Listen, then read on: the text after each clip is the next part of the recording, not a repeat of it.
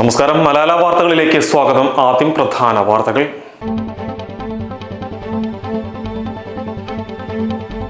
കാട്ടാനകൾ വീട്ടുമുറ്റത്തെത്തി ചക്ക പറിച്ചു തിന്ന കൃഷിയും നശിപ്പിച്ചു മടങ്ങി. ചാലിയാർ പഞ്ചായത്തിലെ മയിലാടിപ്പൊട്ടി സ്വദേശി പുളിക്കൽ ബാലചന്ദ്രന്റെ വീട്ടുമുറ്റത്തേക്കാണ് ആനകൾ എത്തിയത്.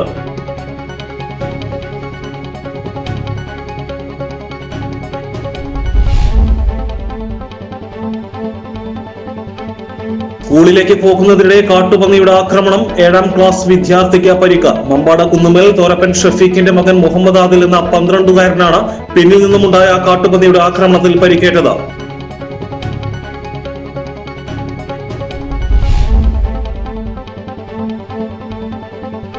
പാചകവാതക വിലയിൽ വീണ്ടും വർധന. ഒരു സിലിണ്ടറിന് ഇനി മുതൽ 46 രൂപ അധികം നൽകണം. 19 കിലോയുടെ വാണിജ്യ സിലിണ്ടറുകൾക്കാണ് വില കൂട്ടിയത്. ഇതോടെ കൊച്ചിയിൽ ഒരു സിലിണ്ടറിന് 3131 രൂപയായി.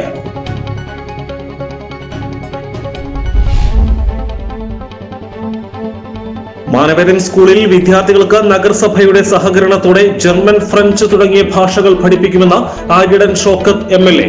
പുതിയ അധ്യയന വർഷത്തിലെ നവാഗതർക്കായുള്ള പ്രവേശനോത്സവം ഉദ്ഘാടനം ചെയ്ത് സംസാരിക്കുകയായിരുന്നു അദ്ദേഹം.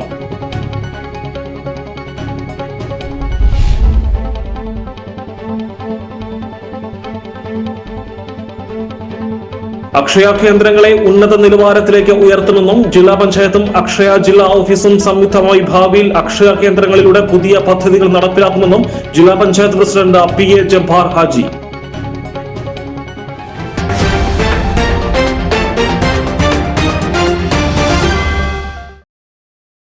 വാർത്തകൾ വിശദമായി.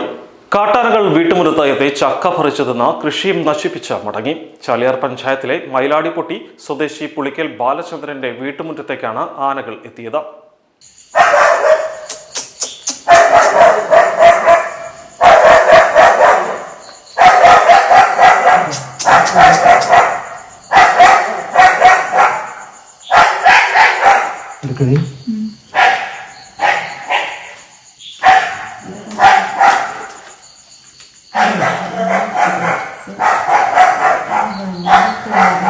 വീടിന്റെ ഗേറ്റ് തുറന്ന് കാട്ടാന എത്തുന്ന CCTV ദൃശ്യം ലഭിച്ചു.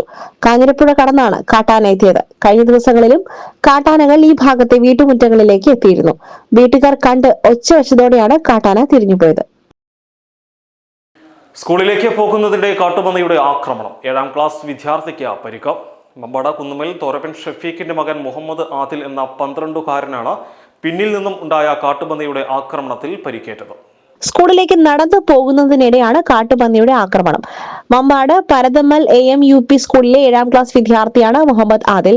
ഇന്ന് രാവിലെ 9:40 സംഭവം.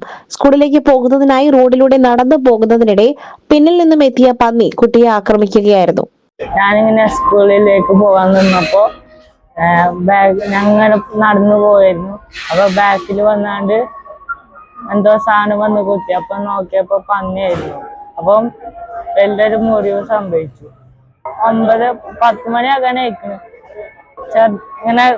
ഇങ്ങനെ മുറിയായി, വലിയൊരു മുറിയായി. പിന്നെ ഇവിടെ ചെറുതായിട്ടൊന്നുകൂടി ആയി. ആക്രമണത്തിൽ വലത് കാലിന്റെ തുടഭാഗത്ത് പരിക്കേറ്റു. സംഭവത്തെ തുടർന്ന് നാട്ടുകാർ കുട്ടിയെ ഉടൻ നിലമ്പൂർ ജില്ലാ ആശുപത്രിയിൽ എത്തിച്ച് ചികിത്സ തേടി. പരിക്ക് ഗുരുതരമല്ലെന്നാണ് പ്രാഥമിക വിവരം. പ്രദേശത്ത് കാട്ടുപന്നി ശല്യം രൂക്ഷമാണെന്ന് നാട്ടുകാർ ആരോപിച്ചു. ജനവാസ മേഖലകളിൽ പതിവായി പന്നികൾ എത്തുന്നത് ഭീതിക്ക് കാരണമാകുന്നതായും സ്കൂൾ വിദ്യാർത്ഥികളും വഴിയാത്രക്കാരും സുരക്ഷാ ആശങ്ക നേരിടുന്നതായും നാട്ടുകാർ പറഞ്ഞു. സംഭവത്തിൽ ബന്ധപ്പെട്ട അധികൃതർ അടിയന്തര നടപടി സ്വീകരിക്കണമെന്ന ആവശ്യവും ശക്തമായിട്ടുണ്ട്. പാചകവാതക വിലയിൽ വീണ്ടും വർധന. ഒരു സിലിണ്ടറിന് ഇനി മുതൽ 46 രൂപ അധികം നൽകണം. 19 കിലോയുടെ വാണിജ്യ സിലിണ്ടറുകൾക്കാണ് വില കൂട്ടിയത്. ഇതോടെ കൊച്ചിയിൽ ഒരു സിലിണ്ടറിന് 3131 രൂപയായി. കേരളത്തിൽ 46, ഡൽഹിയിൽ 42, കൊൽക്കത്തയിൽ 53 രൂപ എന്നിങ്ങനെയാണ് വർദ്ധിച്ചത്. ഗാർഹിക സിലിണ്ടറുകളുടെ വിലയിൽ മാറ്റമൊന്നുമില്ല. ഇത് 920 എന്ന നിലയിൽ തന്നെ തുടരും. എല്ലാ മാസവും 1-ാം തീയതി എണ്ണ കമ്പനികൾ വില പുതുക്കുന്നതിന്റെ ഭാഗമായാണ് വില വർദ്ധിപ്പിച്ചത്. വീടുകളെ ഈ വില വർധനവിൽ നിന്നും ഒഴിവാക്കിയെങ്കിലും ഹോട്ടൽ മേഖലയെ ഈ വർധന സാരമായി ബാധിക്കും. മെയ് മാസത്തിൽ 993 രൂപയുടെ വർധനവായിരുന്നു ഉണ്ടായിരുന്നത്. 2025 പാചകവാതക വിലയുമായി താരതമ്യം ചെയ്യുമ്പോൾ 75% വർധനവാണ് ഇപ്പോൾ ഉണ്ടായിരിക്കുന്നത്. മാനവേദൻ സ്കൂളിൽ വിദ്യാർത്ഥികൾക്ക് നഗരസഭയുടെ സഹകരണത്തോടെ ജർമ്മൻ, ഫ്രഞ്ച് തുടങ്ങിയ ഭാഷകൾ പഠിപ്പിക്കുമെന്ന് ആര്യടൻ ഷോക്കത്ത് MLA. പുതിയ അധ്യയന വർഷത്തിലെ നവാഗതർക്കായുള്ള പ്രവേശനോത്സവം ഉദ്ഘാടനം ചെയ്ത് സംസാരിക്കുകയായിരുന്നു അദ്ദേഹം. വിദ്യാർത്ഥികളുടെ കഴിവുകൾ കണ്ടെത്തി പുതിയ കാലത്തിനനുസരിച്ച് അവരെ സജ്ജരാക്കുവാനുള്ള കർമ്മ പദ്ധതികൾ നടപ്പാക്കുമെന്നും അദ്ദേഹം വ്യക്തമാക്കി. വിദ്യാർത്ഥികളെ അധ്യാപകരും ജനപ്രതിനിധികളും ചേർന്ന് മധുരം നൽകിയാണ് സ്വീകരിച്ചത്. ചടങ്ങിൽ നഗരസഭാ വൈസ് ചെയർമാൻ ഷൌക്കത്ത് അലി കൂമഞ്ചേരി അധ്യക്ഷത വഹിച്ചു. സ്റ്റാൻഡിംഗ് കമ്മിറ്റി ചെയർമാൻമാരായ സ്മിത മൂൾ, മുസ്തഫ കളത്തുംപടിക്കൽ, കൌൺസിലർമാരായ Rajeena, Shihabinni, Prabha, headmaster Abdurahman, principal Anil Peter, PTA president Mujeeb Parappuram, SMC chairman Muhammad Koya Kadavath തുടങ്ങിയവർ സംസാരിച്ചു. പ്രവേശനോത്സവത്തിന്റെ ഭാഗമായി വിവിധ കലാപരിപാടികളും അരങ്ങേറി. ഗായകൻ ഷിബു നിലമ്പൂർ, സ്കൂൾ വിദ്യാർത്ഥികൾ എന്നിവർ ഗാനങ്ങൾ ആലപിച്ചു.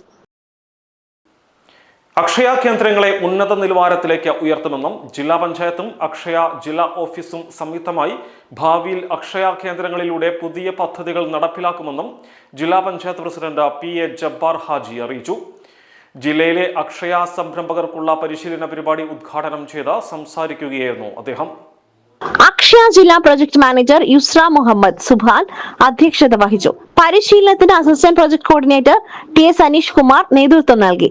Akshaya project assistant AP Sadiq Ali സ്വാഗതം പറഞ്ഞു. ജില്ലാ panchayat standing committee chairman PK Aslu, Rahmathulla Thappi എന്നിവർ സംസാരിച്ചു. 2026-27 അധ്യയന വർഷത്തെ +1 സ്പോർട്സ് കോട്ട പ്രവേശന രജിസ്ട്രേഷൻ ജൂൺ 9 ആരംഭിക്കും. 2 ഘട്ടങ്ങളിലായാണ് അലോട്ട്മെന്റ് സംവിധാനം. ഒന്നാം ഘട്ടത്തിൽ സ്പോർട്സിൽ മികവ് തെളിയിച്ചവർ ജൂൺ 9 മുതൽ ഓൺലൈനായി സ്പോർട്സ് സർട്ടിഫിക്കറ്റുകൾ രജിസ്റ്റർ ചെയ്യണം. 2024 ഏപ്രിൽ 1 മുതൽ 2026 മാർച്ച് 31 വരെയുള്ള സർട്ടിഫിക്കറ്റുകളാണ് സ്പോർട്സ് ക്വാട്ടയ്ക്ക് പരിഗണിക്കുക. വിദ്യാർത്ഥികൾ വിദ്യാഭ്യാസ വകുപ്പിന്റെ ഏകജാലക സംവിധാനത്തിലൂടെ https://hscap.kerala.gov.in/ എന്ന വെബ്സൈറ്റിൽ സ്പോർട്സ് ക്വാട്ട എന്ന ലിങ്കിൽ അപേക്ഷ നൽകി സ്പോർട്സ് സർട്ടിഫിക്കറ്റുകൾ സബ്മിറ്റ് ചെയ്യണം. സ്പോർട്സ് അച്ചീവ്മെന്റ് പ്രിന്റ് ഔട്ടും ഒറിജിനൽ സർട്ടിഫിക്കറ്റും ഒബ്സർവർ സീലും ഒപ്പും ഉൾപ്പെടെ പകർപ്പും സഹിതം വെരിഫിക്കേഷന് ജില്ലാ sports council Malappuram Indira Priyadarshini indoor സ്റ്റേഡിയത്തിൽ ജൂൺ 10 മുതൽ 17 വൈകുന്നേരം 5 വരെ നേരിട്ടെത്തണം. സ്കോർ കാർഡ് ലഭിച്ച ശേഷം രണ്ടാം ഘട്ടത്തിൽ വിദ്യാർത്ഥികൾക്ക് വീണ്ടും ലോഗിൻ, സ്കൂൾ കോഴ്സുകൾ എന്നിവ സെലക്ട് ചെയ്യേണ്ടതാണ്. സ്പോർട്സ് പ്രവേശനത്തിന് നൽകുന്ന സർട്ടിഫിക്കറ്റുകളിൽ സീരിയൽ നമ്പർ, ഇഷ്യൂ ചെയ്ത തീയതി, ഇഷ്യൂ അതോറിറ്റി എന്നിവ നിർബന്ധമായും ഉണ്ടായിരിക്കണം. ഇല്ലാത്ത പക്ഷം അതിന്റെ പൂർണ്ണ ഉത്തരവാദിത്വം അതാത് അതോറിറ്റിക്കും അപേക്ഷ സമർപ്പിക്കുന്ന വിദ്യാർത്ഥികൾക്കുമായിരിക്കുമെന്നുള്ള സത്യവാങ്മൂലം ഇതോടൊപ്പം നൽകണം. ഫോൺ 9495243423, 9496841575, 9895587321. 18 വർഷങ്ങൾക്ക് ശേഷം PSC നിയമന ഉത്തരവ്. പക്ഷേ ഉദ്യോഗാർത്ഥിക്ക് ഇതിനോടകം വിരമിക്കൽ പ്രായം പിന്നിട്ടു. അതിശയിപ്പിച്ച PSCയുടെ കിടുക്കാര്യസ്ഥത. കാളികാവ് അഞ്ചച്ചവടി പൂച്ചപ്പൊയിൽ സ്വദേശി മൂച്ചക്കൽ അബ്ദുൽ മജീദാണ് PSCയുടെ നടപടിയിൽ ദുരിതത്തിലായത്. ഇത് തൃശ്ശൂർ PSCയിൽ നിന്ന് എനിക്ക് വന്ന അഡ്വൈസ് മെമ്മോ ആണ്. 2005 കാറ്റഗറി നമ്പർ 229 2005 ഈ ലിസ്റ്റ് നിലവിൽ വന്നത്. ആ നിലവിൽ വന്നതിന് ശേഷം 2008-9 തീയതികളിൽ അതിൻ്റെ കാലാവധി കഴിഞ്ഞു. 3 കൊല്ലം ലിസ്റ്റിൻ്റെ കാലാവധി. ആ കാലാവധി കഴിഞ്ഞതിന് ശേഷം ഈ ലിസ്റ്റിൽ ഞങ്ങളെ ലിസ്റ്റ് വന്നപ്പോൾ 10 പോസ്റ്റ് ഉണ്ടായിരുന്നു. 10 പോസ്റ്റിൽ 5 പോസ്റ്റ് NCAക്ക് വേണ്ടി മറ്റ് അതർ കേസസിന് വേണ്ടി മാറ്റി വെച്ചിരുന്നു. നരേന്ദ്ര കമ്മീഷൻ റിപ്പോർട്ട് അനുസരിച്ച് പകുതി പോസ്റ്റ് അവർക്ക് മാറ്റി വെക്കണമെന്നാണ്. അപ്പോൾ ആ മാറ്റി വെച്ച പോസ്റ്റിൽ നിന്ന് പിന്നെ ഒരു പോസ്റ്റ് NCAക്ക് വേണ്ടി മാറ്റി വെച്ചിരുന്നു. ആ NCAക്ക് വേണ്ടി മാറ്റി വെച്ച പോസ്റ്റ് പല തവണകളിലായിട്ട് ആദ്യം OBCക്ക് വേണ്ടി NCA നടത്തി. ഒരു NCAക്ക് 3 മാസമാണ് കാലാവധി. അങ്ങനെ <2 എന്നാണ് അതിൻ്റെ റോളിലുള്ളത്. എന്നാൽ 2 തവണയെങ്കിലും നോട്ടിഫിക്കേഷൻ നടത്തുന്നതാണ്. ഇത് 3-4 നോട്ടിഫിക്കേഷനുകൾ നടത്തുന്നുണ്ട്. അങ്ങനെ നടത്തി അതിൽ OBC എന്ന് പറഞ്ഞാൽ അതർ കേസസ്, മുസ്ലിം അല്ലാത്ത OBC, ഈഴവ, ധീവര എന്നൊക്കെ പറഞ്ഞുള്ള ആ ഒരു കാറ്റഗറിപ്പെട്ട OBCക്ക് വേണ്ടി ആ നോട്ടിഫിക്കേഷൻ നടത്തി. അതിൽ ആളില്ല എന്ന് വന്നപ്പോൾ അത് ഈഴവയിലേക്ക്, പ്രത്യേകിച്ച് ഈഴവയിലേക്ക് ഒന്നും കൂടെ നോട്ടിഫിക്കേഷൻ ചെയ്തു. അതിലും നോട്ടിഫിക്കേഷൻ ചെയ്തപ്പോൾ അതിലും ആൾ അവൈലബിൾ അല്ല, ഉദ്യോഗാർത്ഥികൾ അവൈലബിൾ അല്ലാത്തതുകൊണ്ട് അത് മാതൃ ലിസ്റ്റിലേക്ക് മടങ്ങി. സർക്കാർ ജോലി എന്ന സ്വപ്നത്തിനായി വർഷങ്ങളോളം കാത്തിരിക്കുന്ന ആയിരക്കണക്കിന് ഉദ്യോഗാർത്ഥികൾക്കിടയിൽ ഇപ്പോൾ വലിയ ചർച്ചയാവുകയാണ് കാളികാവ് സ്വദേശി മൂച്ചിക്കൽ അബ്ദുൽ മജീദിന്റെ അനുഭവം. ഒരു സർക്കാർ ജോലിക്കായി പരീക്ഷ എഴുതി റാങ്ക് പട്ടികയിൽ ഇടം നേടിയ ഉദ്യോഗാർത്ഥിക്ക് നിയമന ഉത്തരവെത്തിയത് 18 വർഷങ്ങൾക്ക് ശേഷമാണ്. എന്നാൽ അതിനിടെ അദ്ദേഹത്തിന് വിരമിക്കൽ പ്രായം പിന്നിട്ടിരുന്നു എന്നതാണ് സംഭവത്തിലെ ഏറ്റവും അതിശയകരമായ ഭാഗം. 2005 കാറ്റഗറി നമ്പർ 229/2005 പ്രകാരം part time junior language teacher Arabic തസ്തികയിലേക്ക് അദ്ദേഹം പരീക്ഷ എഴുതി.